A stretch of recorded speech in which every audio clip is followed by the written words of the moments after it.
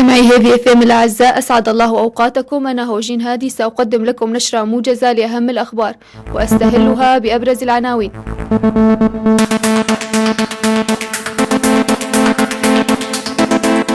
اعتقالات في مراسيم تشييع جثمان البيشمركة الاثنين في قامشلو. فرنسا تمتنع عن المشاركة في قمة العشرين بعد اعتداءات باريس. المجلس التشريعي في الجزيرة يقر قانون إدارة وحماية أملاك المهاجرين والغائبين. إلى التفاصيل.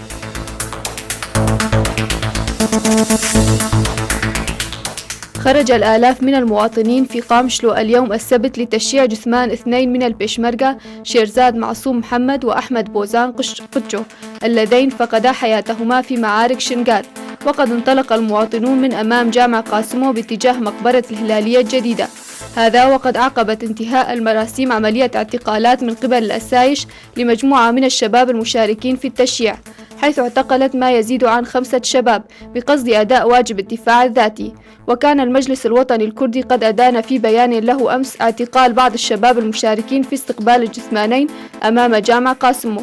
من جهتهم قام بعض المشاركين في التشييع بتنظيم تظاهرة عفوية نددوا فيها بحملة الاعتقالات هذه.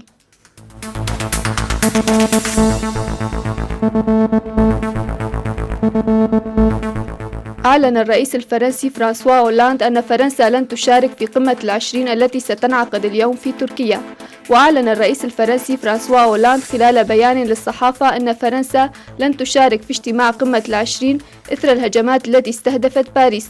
وأوضح هولاند أن فرنسا تدرك من هم مرتكبي الجريمة، وأشار أن حربهم ضد الإرهاب ستكون بدون رحمة. وكان هولاند قد أعلن عن حالة الطوارئ وإغلاق الحدود بعد هذه الهجمات.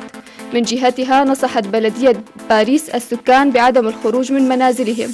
وتأتي هذه الإجراءات غداة تفجيرات إرهابية شهدتها العاصمة الفرنسية باريس، راح ضحيتها حسب مصادر في دائرة الادعاء العام الفرنسي أكثر من 120 شخصا، وإصابة قرابة 200 شخص آخرين، حالة 80 منهم خطرة.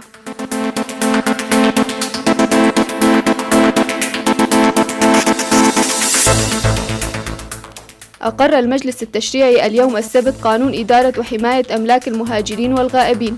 وأكد عبد السلام أحمد المستشار القانوني للمجلس بأنه قد تم أخذ ملاحظات الحاكمية المشتركة وبعض مكونات المجتمع بعين الاعتبار، وإعادة صياغة القانون بما يستجيب لمقتضيات المصلحة العامة. وأضاف أحمد بأن القانون هو استثنائي يرتبط بظروف الحرب التي تمر بها منطقتنا والتحديات التي يواجهها شعبنا في روجافاي كردستان من الناحية الأمنية والاقتصادية والديمغرافية. يذكر أن القانون كان قد شهد اعتراضات عدة على إصداره من قبل بعض المكونات، وكذلك من قبل المجلس الوطني الكردي في سوريا.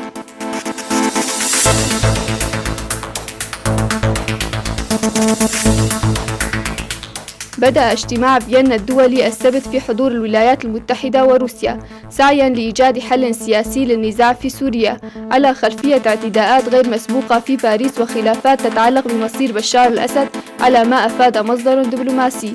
ويشارك في اجتماع فيينا نحو 20 وفدا، وهذه المحاولة لوضع أطر انتقال سياسي في سوريا التي تشهد نزاعا مسلحا منذ أكثر من 4 سنوات. هذه المحاولة تأخذ منحى جديدا بعد الهجمات الإرهابية التي ضربت العاصمة الفرنسية، وغاب الأسد ومصيره عن التصريحات الأولى للمشاركين في اجتماع فيينا الثاني بعد 15 يوما من الاجتماع الأول الذي كان فيه مصير الأسد محور النقاشات الأساسي. وصرح وزير الخارجية الفرنسي لوران فابيوس لدى وصوله إلى فيينا أن أحد أهداف اجتماع اليوم في فيينا هو تحديدا أن نرى بشكل ملموس كيف يمكننا تعزيز التنسيق الدولي في مجال مكافحة داعش.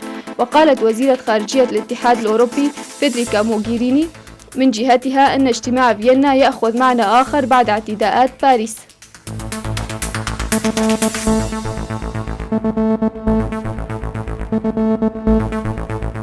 مستمعي هيفي FM، انتهت النشرة الموجزة، قدمتها لكم أنا هوجين هادي. نشكركم على حسن الاستماع ودمتم بخير.